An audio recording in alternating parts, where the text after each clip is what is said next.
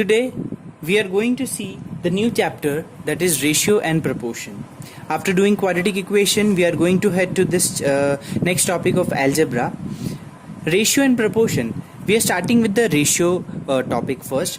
As you have heard the term ratio in so many places, like we use a ratio term. Okay, let me define it in a very clear, in a very simple definition, that it is the comparison of two same quantities. Let's say A and B. Okay, I'm considering A and B. So the comparison between these two quantities are same. So the comparison between the two same quantities, let's say A and B, then A upon B indicates that how many times of B is quantity A. Okay, what I'm saying, that if I'm writing A upon B, then what does it mean? That how many times of B indicates A. Okay, this is the actual meaning of A upon B.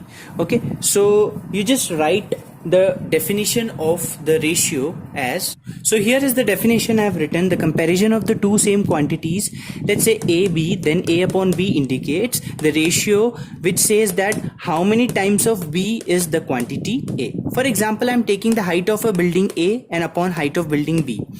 If the height of the building A is 10 meter and the B is 20 meter, and if you cancel it, you will get half, 1 upon 2. So how we denote it? We denote it as 1:2, or we say 1:2.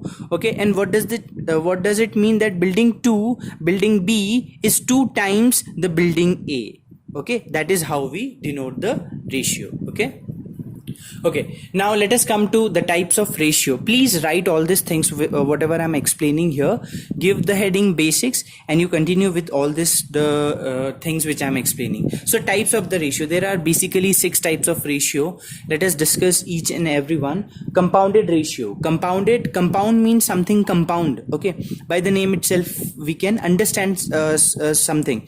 So if given A is to B and C is to D, the two ratios are given, then the compounded ratio is AC is to BD. You need to multiply these two is to these two. Okay, then comes the duplicate ratio. If A is to B is given, then duplicate ratio is A squared is to B squared. You just need to square both the ratios, then you will get the duplicate ratio. Triplicate ratio, if A is to B is given, then A cube is to B cube. You need to cube these two ratios, then you will get the triplicate. Subduplicate means you have to take the square roots. If A is to B is given, then under root A is to square root of B. Subtriplicate, which means the cube root of A is to cube root of B. This will give you subtriplicate ratio.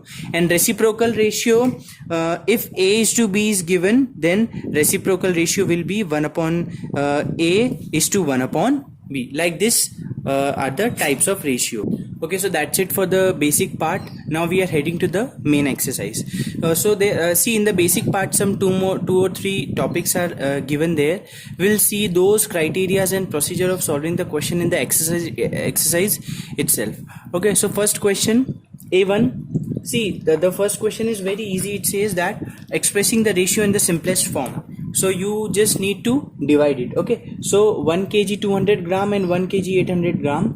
First you need to make them in the same quantity. So kg, I'm replacing it with 1000. So 1000 plus 200, 1200 gram upon 800 gram, 2 by 3. Similarly D1 I have done A cube plus B cube upon A square minus B square. A cube plus B cube identity is this one, A square minus B square, A plus B A minus B. Here A plus B to A plus B is cancelled, you are left with this one. And also if you see E1, the two quadratic equations are given. You just split those two, just factorize those two quadratic equations and just see the things are cancelling, cancel it, you will get the final answer. Okay, now come to the second question. B1 I'm doing. We need to find the compounded ratio. As I told you, if you are given A is to B and C is to D, then this AC is to BD is called the compounded ratio. Now these two are given to us. That means this into this divided by x square plus y square into x plus y the whole power 4. here.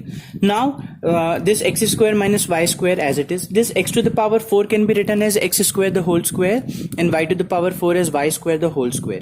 Now here x square minus y square can be written as x plus y x minus y, and x square whole square minus y square whole square can be written as x square plus y square x square minus y square, and the denominator is as it is. Now you can cancel x square plus y square with this x square plus y square, and one x plus y can be cancelled with this one.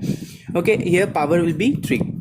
Now again you can split this x square minus y square as x plus y x minus y, this is as it is, and in the denominator this x plus y is again cancelled with this third power to get second one, and this x minus 2 and x minus y and x minus y will become x minus y the whole square upon x plus y the whole square, and this is the final answer. Like this you have to do. Okay, let us come to the third question. Here we have to find the compounded ratio of three ratios. Okay, A is to B, C is to D, and E is to F. So for 3 we have A, C, E is to B, D, F. Okay, are you understanding? So here this concept we have to use in these 3 ratios. Okay, so these 3 ratios, so this into this into this upon this into this into this. So we have arranged like this. Now a plus x is written as it is, a square plus x square is written as it is. This is square, I'm writing in the 2. This is a square minus x square and a square minus x square. A minus x as it is, a plus x the whole square as it is, a to the power 4 x to the power 4. In the previous question we have seen this, that a to the power 4 can be written as a square the whole square minus x to the power 4 can be written as x square whole square. So a square whole square minus x square whole square will give you a square minus x square, a square plus x square, a square minus b square identity we have used. So this one a plus x can be cancelled with this one. Okay, a square plus x square is cancelled with this one, a square minus x square is cancelled with here in the denominator. Again a square minus x square can be written as a plus x, a minus x, and here a minus x in a plus x. These two all are cancelled, you got 1 upon 1, so the ratio is 1:1 like this. Okay, let us come to fourth question. You are asked to find the duplicate ratio. Duplicate ratio, I told you, if a is to b is given, then duplicate ratio says a square is to b square. So duplicate ratio of this will be the square of this term is to the square of this term. Okay, 9a square is to 4a square, a square to a square can be cancelled, 9:4 is the answer. Similarly you can do the a and b. Fifth question B1 I am doing, in which you are asked to find the triplicate ratio. Triplicate means if a is to b is given, then a cube is to b cube will be the triplicate ratio. So you need to find the cube root of these two, cube of these two. So the cube of, see, this cube root to cube will be cancelled and will be we are left with 9. But under root, this is square root of the whole cube. So here what we do, under root 8 into under root 8 into under root 8, because the cube is given, so 3 times we have to do. So under root 8 into under root 8 will give you 8, and this root 8 will be as it is. So that's why this the cube of this term is 8 root 8. Now as I see that 6th, 7th and 8th question, two questions are given, and in the 6th question you are asked sub duplicate, so you need to take square root. In the 7th question you are asked sub triplicate, so cube root you have to take. In reciprocal ratios you have to take the reciprocal of that. Okay, whatever the question is given, you need to just write it 1 upon, as I explained, you know, if a is to b is given, then 1 upon a is to 1 upon b is the reciprocal, so you need to take the reciprocal. Now come to the 9th question.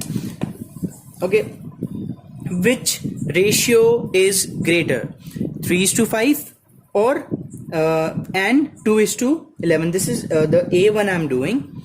So we need to find which is greater. I think this is like the questions which we have done in the very that means primary classes, 3/5 and 2/11. So what we do, we just make the like fractions. Okay, for doing that we take the LCM of 5 and 11, that is 55. Okay, so 3/5 will into 11 upon 11, 33 upon 55. Here multiply by 5, 10 upon 55. We got the like fractions. Who is greater, 33 or 10? 33. So 3:5 is the greater ratio. Like this you have to do. Alright. Let us come to 11th question. If x is greater than 0 but lesser than a, then prove that a square minus x square is to a square plus x square is greater than a minus x is to a plus x. So what we are doing, see, this I have written in the fraction form here also. I've taken this term here. Okay, now what we need to prove this side is greater than 0. Okay, so we are solving this side, LHS side. So what we are doing here, we are doing the cross multiplication. This is multiplied by here, this is multiplied by here, and in the denominator like this. A square minus x square can be split as a plus x, a minus x, and a plus x here, minus a square plus x square as it is, a minus x, and denominator also. From the numerator, taking a minus x common. See, this is a minus x and a minus x we are taking common here. So a plus x and a plus x will be left, and that a plus x and a plus x is a plus x the whole square, minus, now introduce this minus sign inside the bracket, so it will be a minus of a square and minus of x square upon a square plus x square into a plus x. Okay, then after that, okay, so after this step here, so after this step, a plus x the whole square will be a square plus x square plus 2ab minus of a square minus of x square upon as it is. So this a square to a square and x square to x square is get cancelled. So a minus x to ax upon the denominator. Take the denominator that side, so it will be 0, and you are left with a minus x into 2ax greater than 0. Now this, if you put this bracket greater than 0, then a minus x greater than 0, a is greater than x. We proved the first condition. Okay, if you put 2ax greater than 0, or finally your x greater than, if you take 2a that side, so it will be 0, x greater than 0, your another condition also satisfied. If both the conditions satisfied, that means whatever we have taken, that is also that means satisfied or proved. Okay, so at last you write hence proved that whatever we have taken this side, no, minus of this side greater than 0, so your LHS is greater than 0, hence proved. Okay. Alright, let us come to the 12th A question. They are asking if x is to y is 3 is to 8 and y is to z is 4 is to 9, find z x is to z. Okay, so x upon y, what is this? 3 upon 8. Y is to z, this is 4 upon 9. So from this equation, what I'm doing, I'm taking 8 that side, y here. So 8x is equal to y. Find the value of y from here. Y will be 8x upon 3. Keep it here. Now come to this equation. 9 here, z that side, 9y equal to 4z. You find the value of y, take 9 in the denominator, so 4z upon 9. Now substitute the value of y from here. So 8x upon 3 is equal to 4z upon 9. Alright, so you can cancel this 4 with this 8, we will get 2, and this 3 with this 9, you will get 3 here. Now what you do, we need x upon z. So x is already here, take z in the denominator and take 2 here in the denominator. So 2 into 3, 6, here 1 will be left, and x upon z is 1 upon 6.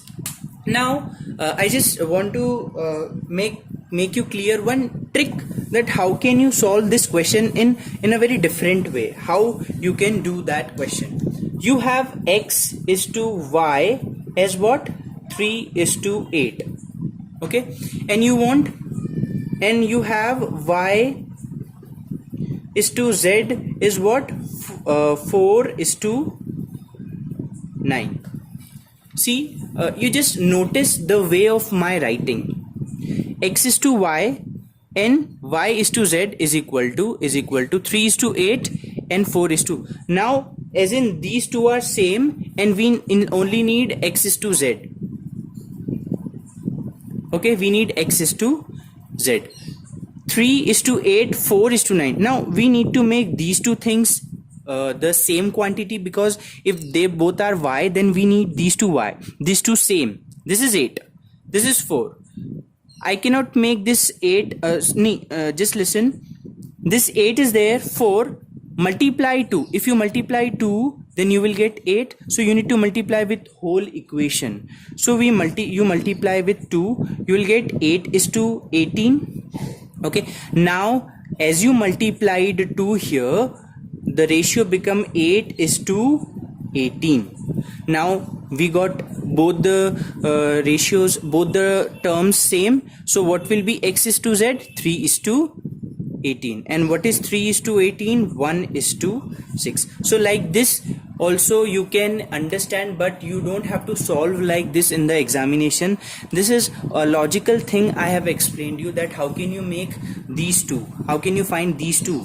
All right, now the other two questions are there, I'm leaving it for you. Okay, in B question you need to do the same thing, but at last they are asking the duplicate ratio. So as you get x is to z, in this question only, if we take, we found x is to z. Now they are telling that you find the duplicate ratio of x is to z. So duplicate ratio we know, square it. So what will be the answer if this question was asked in this? So it will be 1 is to 36. So you do B and C there. Okay, whatever asked, you just find that ratio, duplicate or triplicate or reciprocal. Okay, so my dear student, that's it for today's video. Do homework very seriously, see the examples. Okay, thank you so much.